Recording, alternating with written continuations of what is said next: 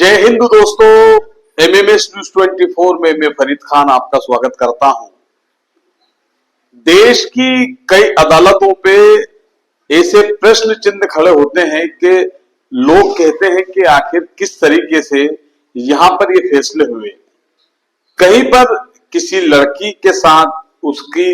बलात्कार करने के लिए कोई ले जाता है तो कोर्ट का फैसला आता है कि महज नाड़ा तोड़ा गया था, ये उसके लिए कुछ ऐसा गलत करने की उन लोगों की ऐसी साजिश नहीं थी या कुछ इस तरीके का उनका मामला नहीं था। जिसके बाद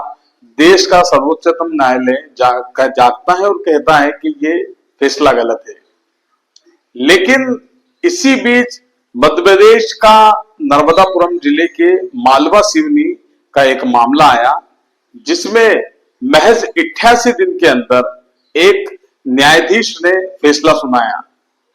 बताते चले कि 2 और 3 जनवरी की बात है और 2 और 3 जनवरी को में एक 6 साल की बच्ची की अजय नामक एक व्यक्ति ने पहले उसके साथ बलात्कार किया और उसके बाद उसकी दर्दनाक हत्या कर दी।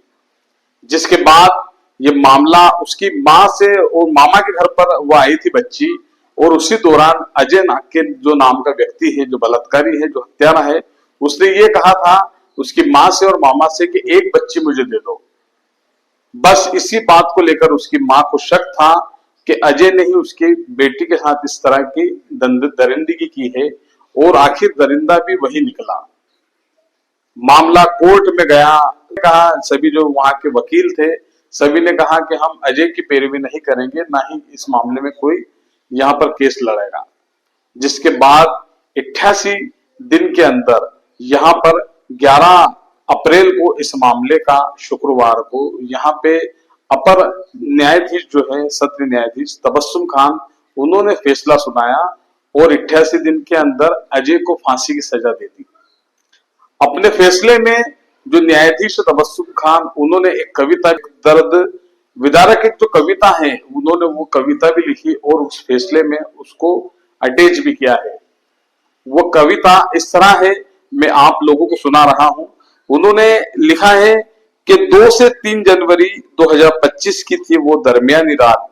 जब कोई नहीं था मेरे साथ। ये बच्ची के लिए उन्होंने कोट किया है, और उन्होंने जो आगे लिखा है वो लिखा है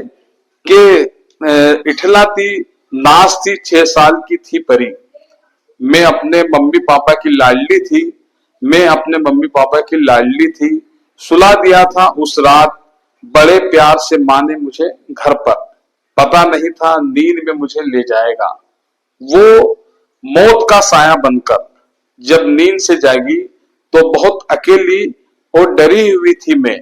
सिसकियां ले लेकर मम्मी पापा को बहुत याद कर रही थी मैं, न जाने क्या क्या किया मेरे साथ, मैं चीखती थी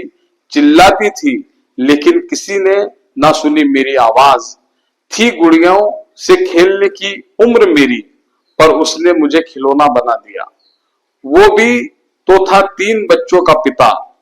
फिर मुझे क्यों किया अपनों से जुदा, खेल खेल कर मुझे तोड़ दिया, फिर मेरा मुंह दबाकर मरता हुआ झाड़ियों में छोड़ दिया। हाँ मैं हूं निर्भया, हाँ फिर एक निर्भया, एक छोटा सा प्रश्न उठा रही हूं, जो नारी का अपमान करे क्या वो मर्द हो सकता है क्या, जो इंसाफ निर्भया को मिला वो मुझे मिल सकता है। ये जो विशेष न्यायाधीश तबस्सुम खान है, उन्होंने ये फैसले के साथ ये एक कविता भी लिखी जो वर्तमान में सोशल मीडिया में काफी ट्रेंडिंग में है। लेकिन जो सवाल एक जो उठकर आता है, जो न्याय व्यवस्थाओं पर हमेशा लगभग सवाल खड़े होने लगे हैं, क्या इस तरीके के सवाल खड़े होने के बीच जो सुप्रीम कोर्ट ने जो घटना हुई थी यूपी की, उसके बाद उन्होंने संज्ञान लिया था,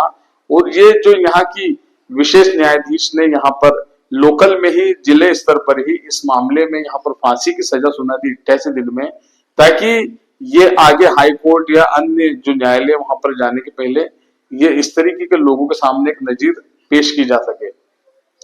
न्याय व्यवस्थाओं को इस तरीके के जो लोग दरिंदगी करते हैं या जो लोग पूरी तरीके से न्याय व्यवस्थाओं पर अपना एक मानते हैं कि हम लोगों का हमारा एकाधिकार है, क्या उन लोगों के लिए इस तरह की जो चीजें होती है, इस तरह के जो फैसला आते हैं, वो उन लोगों को समझना चाहिए,